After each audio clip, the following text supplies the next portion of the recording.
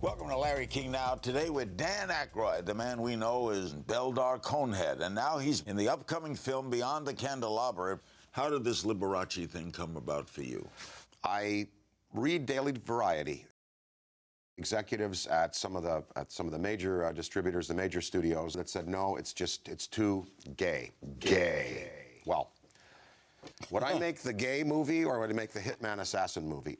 I think they goofed. Yes, we're not letting this go. You know, that's all an act. Mm-hmm. He really makes it with women. Mm-hmm. They never said, and he never came out, did he? There were fruity essences in the hall. Fruity essences, that implies that I'm a homosexual. That's really a large part of the story. And, you know... Looking at the way he was swishy and he was... Flaming and flamboyant, one might say. How did you view this character? Well... Died of AIDS, didn't he? I'd say that he died of the watermelon diet, and it killed him.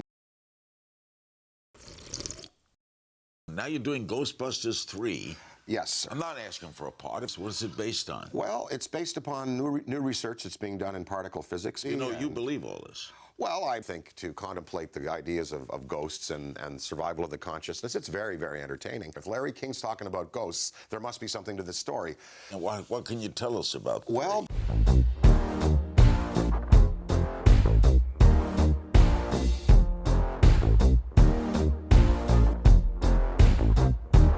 I can say that the world, or our dimension that we live in, our four planes of existence, length, height, width, and time, become threatened by some of the research that's being done, and new Ghostbusters have to come and solve the problem. I understand Bill Murray doesn't want to do it, right? Billy, he's a good friend. I love him.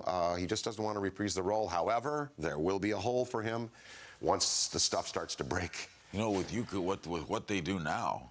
As far as CGI and technical stuff, sure. And it's also neat because the science of particle physics and the whole rationale of why the Ghostbusters could trap a ghost using positrons and how they've got the Higgs boson, you know, the colliders, the dark matter coming. You're really into this, actually. Well, you know, it's just a tool you use. Do you conduct seances at home?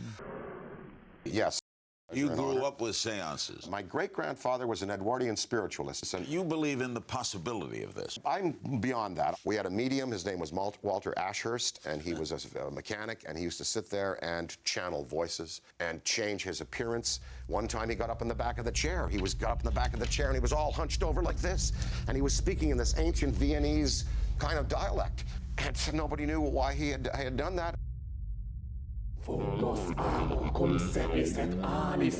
believe in UFOs, I know that. I've seen 4.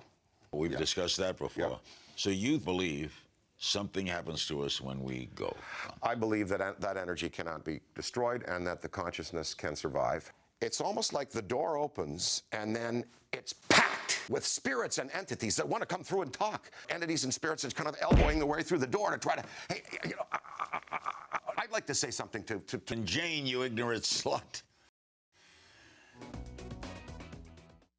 You've seen UFOs. I've seen 4. Do you think we'll ever learn what it's all about?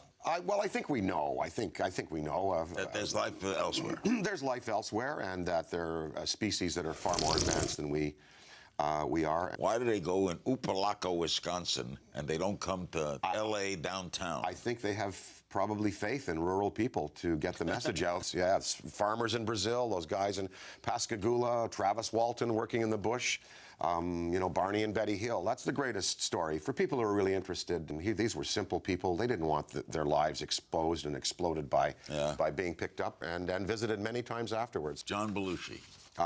The bear man. I miss him every day, man. How did he get into that bed? Well, you know, cocaine was a licensed currency at the time.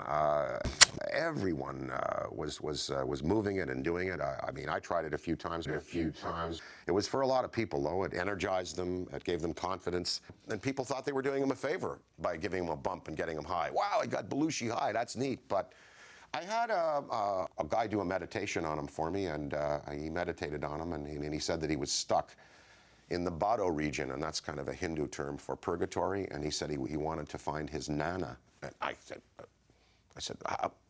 you know, he never met John, and how did he know that John called his grandmother his Nana?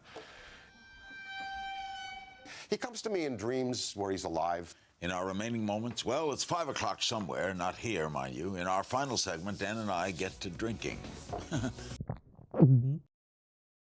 Yeah. All right, tell me about The head. what is this vodka story? What? By the way, I don't drink. Well, I'll this try is this you'll like. This is clean vodka. This has no antifreeze. A lot of lesser vodkas have antifreeze, and they put them in there for smoothness. And see the sweet corn taste? Very nice. Yeah. And there's no... Oh, boy. Start of the ruination. Mm-hmm. If Russians don't know superior vodka, you know, I mean... Cheers. Thank you. See, it's much better cold. By the way, yeah, it hits you like other, you know. It's got a little heat because our notes actually are sweet, vanilla, dry, with a kick of heat off the finish, and that's what we wanted. Tastes great. Thank you, sir. All right, we have some social media questions for you. Tamara Kern on Facebook. If you had 5 minutes in your life you could live again, what would it be? Oh, Dancing with James Brown. He did not have to die. That was pneumonia in a hospital. That did not have to happen. Just quick questions. First person you kissed? It was grade 6, and I would have been arrested for harassment back then, but I just got the strap, I think. Do you have any weird talent we don't know about? I am an expert at cleaning out women's drawers. I'm a master at cleaning out your drawer. God bless you, sir. Thank you, Dan. Thanks. Thanks to my guest, Dan Aykroyd. See you next time.